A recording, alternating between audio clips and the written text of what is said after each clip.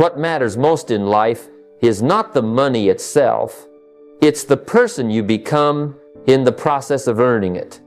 I once thought success was measured by the size of the bank account, by how much I could spend and how much I could show. And for a while, I had it all.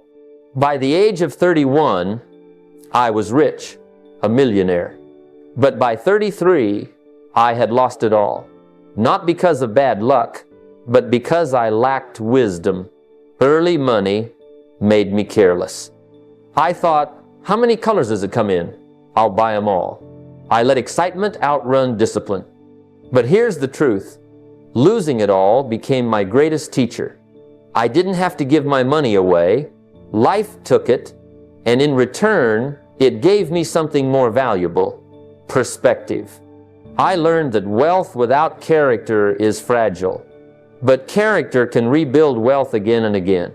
So don't chase money blindly. Chase growth, chase discipline, chase becoming the kind of person who can create, rebuild, and multiply value.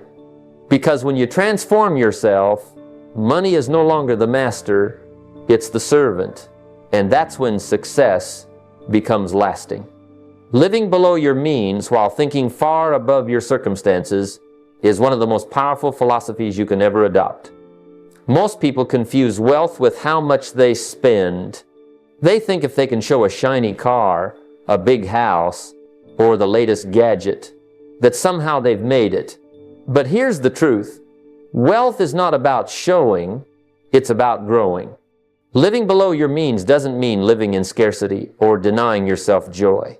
It means you have the wisdom to create space between what you earn and what you spend, so you can invest that margin into a better tomorrow. When I was young and broke, I thought the goal was to earn more so I could finally live more. But my mentor turned my thinking upside down. He asked me a simple question. If you can't manage $1 wisely, what makes you think you can manage 10,000? That question hit me hard. The truth is, I was spending every cent I earned telling myself I'd save when I made more. But the more I made, the more I spent. The pattern was clear. I wasn't building wealth, I was building habits of consumption. That's when I realized that living below your means isn't about the size of your paycheck, it's about the size of your discipline. But discipline alone isn't enough. While you live below your means, you must also learn to think far above your circumstances.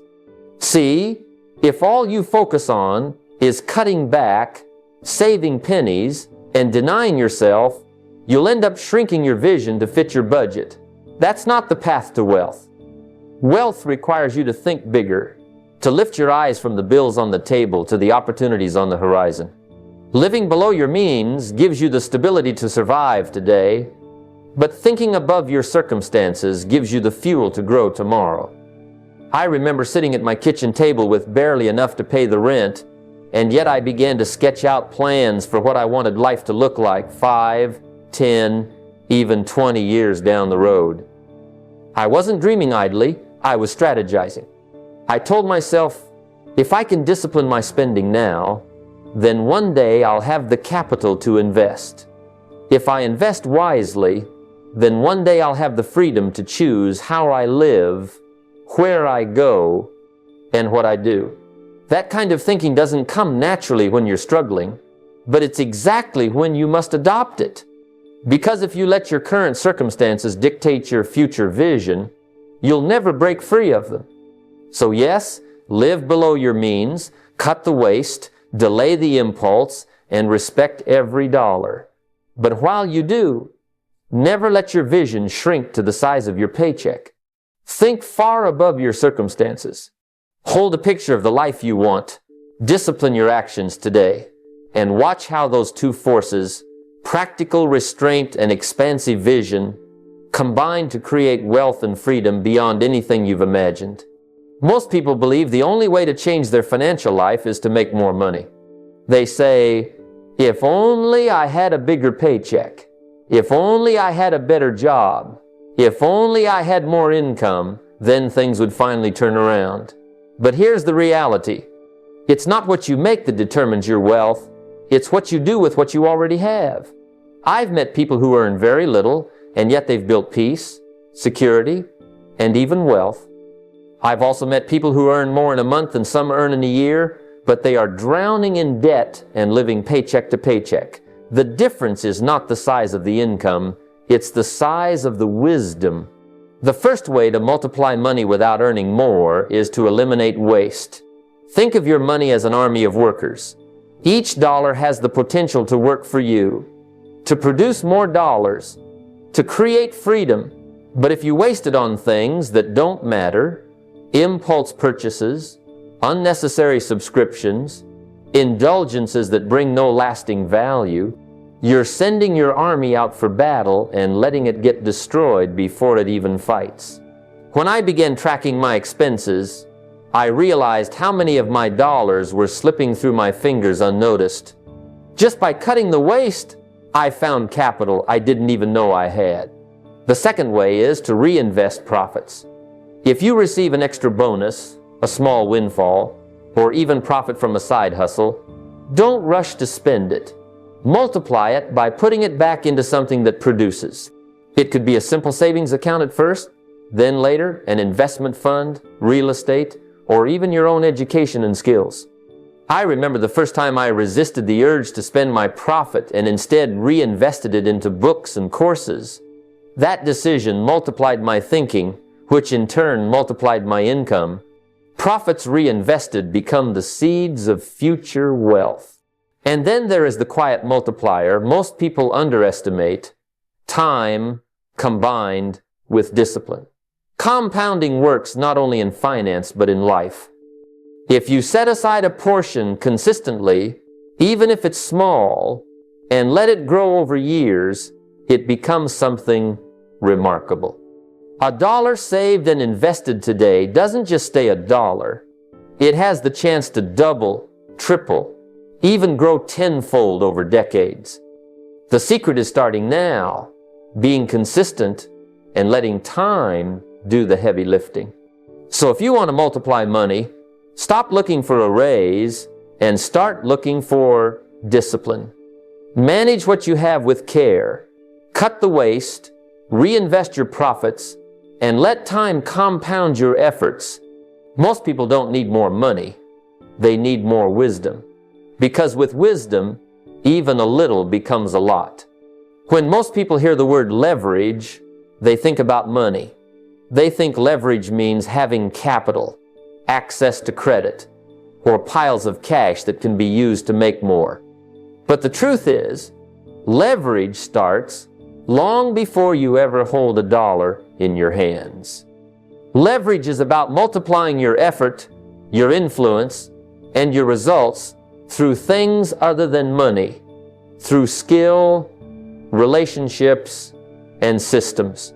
If you master this, you can build leverage without needing capital at all.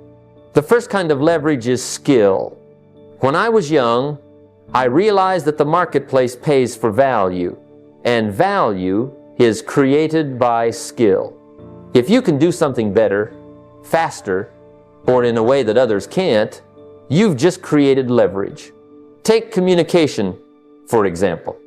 Learning how to present, persuade, or write effectively can open doors that no amount of money could. Or think about technical skills, coding, design, or strategy. If you sharpen a skill that solves problems, that skill becomes your leverage. You don't need capital to start, you need discipline to learn. The second kind of leverage is relationships. Money flows through people, and opportunities come attached to other human beings. When you build genuine relationships, when you invest in trust and value instead of just transactions, you're creating leverage. I remember early in my career, I didn't have much in terms of resources, but I had a mentor who saw my hunger to learn.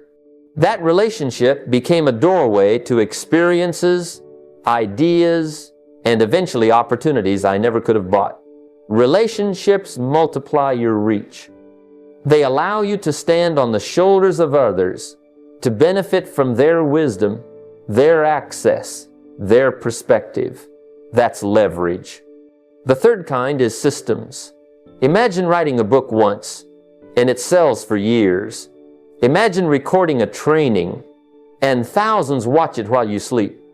Imagine creating a process in your business that delivers results, whether you're present or not. That's leverage.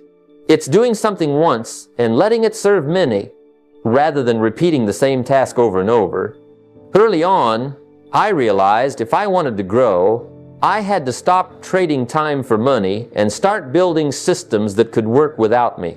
Now combine these: skill, relationships, and systems, and you begin to understand true leverage. A skill makes you valuable, relationships multiply your opportunities, and systems extend your impact beyond your presence. You don't need money to start building these. You can begin today by learning a new skill, by making a phone call to someone you admire, by setting up a process that saves you time tomorrow. Leverage isn't just about capital, it's about creativity. And if you learn how to multiply your effort without money, you'll be ready when the money arrives to multiply that too. One of the greatest lessons I ever discovered is that wealth doesn't arrive with fireworks. It doesn't show up overnight with a big announcement. It sneaks up on you through the power of compounding. Compounding is one of the quiet forces in life. It's invisible at first, almost unimpressive, because the results seem so small in the beginning.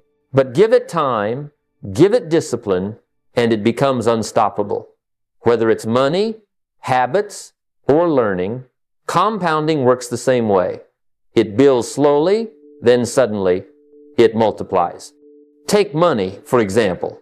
You save a small amount, invest it, and at first the growth looks almost laughable.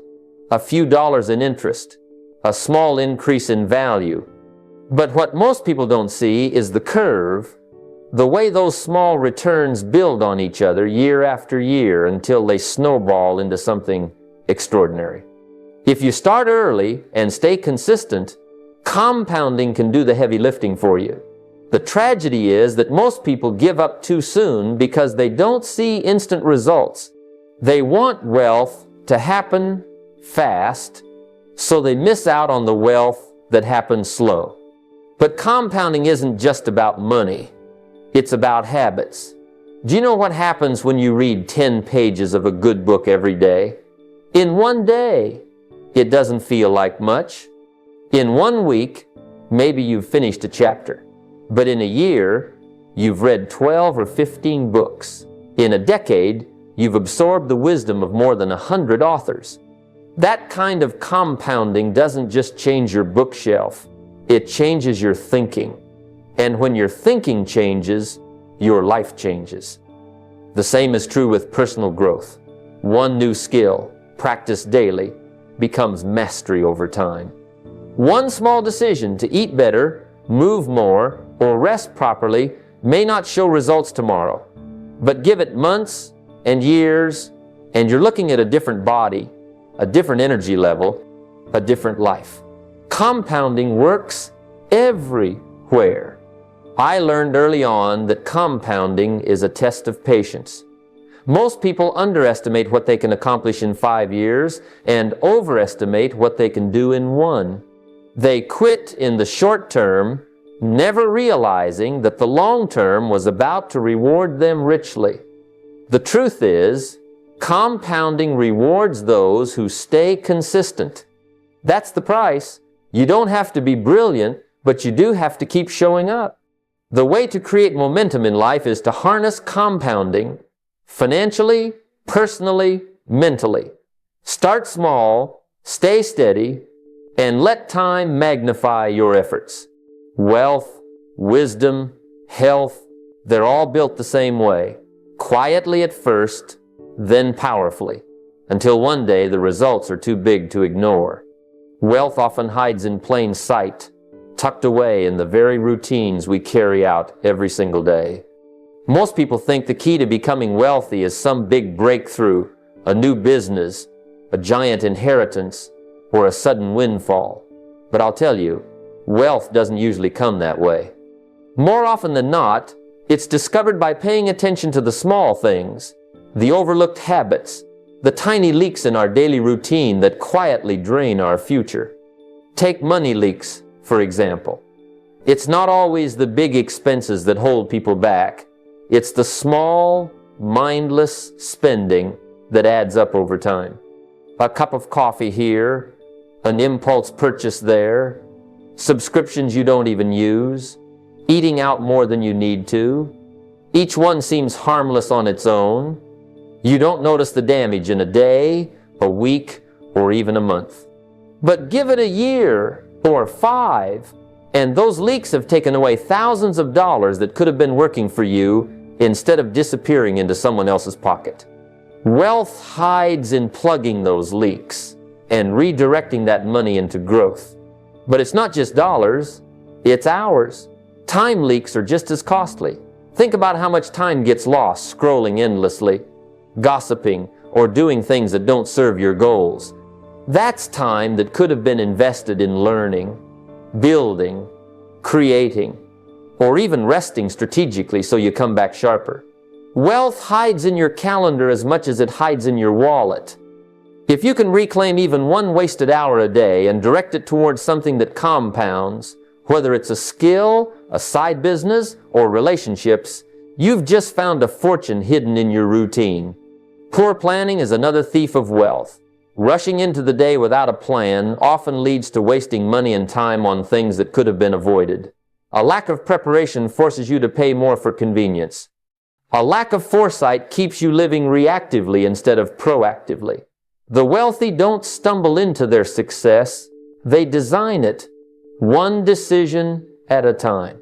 That design begins with the awareness to notice what most people overlook. I remember when I started paying close attention to my spending and my schedule, I realized I wasn't earning less than others, I was simply leaking more.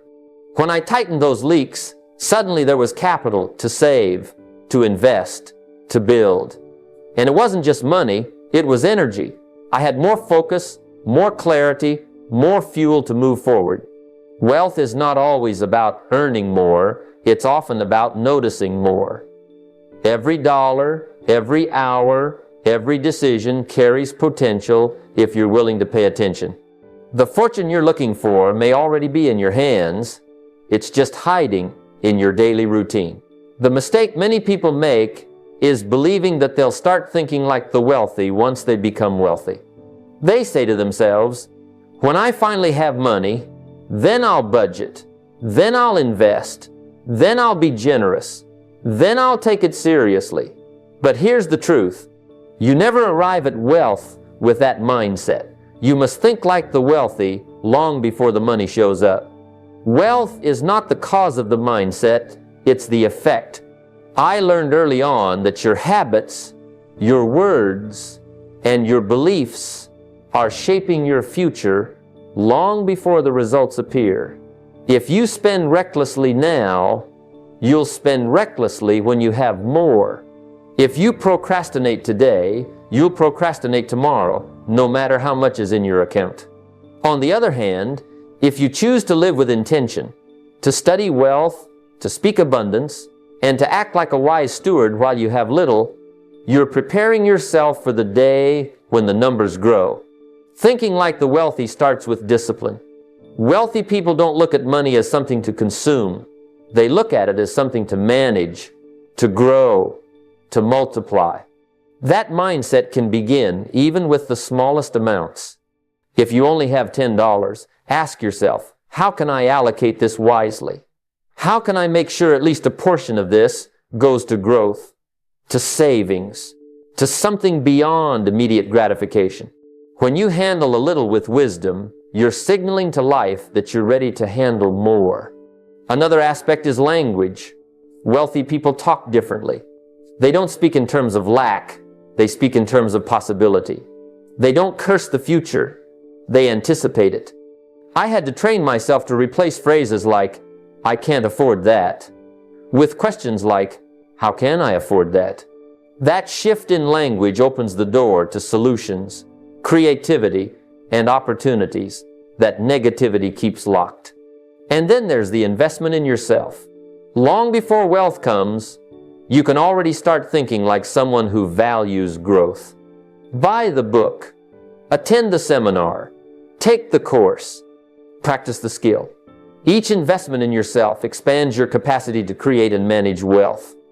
I remember times when spending a small amount on a book felt like a sacrifice, but those books carried ideas that multiplied my income far beyond the cost. That's how the wealthy think, always looking for ways to turn learning into earning. Wealth is attracted to stewardship. If you act careless with what you have now, why would life trust you with more? But if you prove today that you can think, act, and decide like someone who is ready for abundance, then abundance starts moving toward you. Don't wait until you're rich to think like the wealthy. Think like the wealthy now, and that thinking will prepare the way for riches to follow. It's easy to look at discipline as a burden, skipping a meal out, saying no to that shiny new gadget, putting away a small amount that feels almost insignificant. It all feels like a weight, but let me tell you, the weight of discipline is light compared to the crushing weight of regret. Discipline might weigh ounces, but regret weighs tons, and you don't feel that ton until it's too late. I've watched people choose indulgence today, thinking it's harmless, only to realize later they've built a pattern that robs them of opportunity. One unnecessary purchase here, one missed chance to save there. It doesn't seem like much, but those small decisions compound, and suddenly, years later, they're wondering why they have nothing to show for all the money that passed through their hands. Indulgence now often becomes poverty later. On the other hand, those tiny acts of discipline, skipping that fleeting luxury, saving $10, reading one chapter of a good book, compound in the other direction. They quietly build strength, character, and wealth until the results are too obvious to ignore. I remember when I first started disciplining myself financially. It was painful at first. I wanted to spend what I earned because spending gives you that short burst of pleasure. But when I began to save just a little and invest in myself with books and training, it was as if I had planted seeds in the ground. For a long time, I couldn't see much change. But over the years, those seeds grew into trees that produced fruit season after season. What felt heavy in the moment became light compared to the harvest it produced later. Discipline is also a matter of vision. If you can keep your eyes on the future, the sacrifice of today doesn't feel so heavy. When you remind yourself that putting away $10 consistently could one day turn into thousands through compounding, then the small sacrifice takes on meaning. When you see that reading a single chapter a day adds up to dozens of books in a year, then that daily discipline becomes a source of pride instead of pain.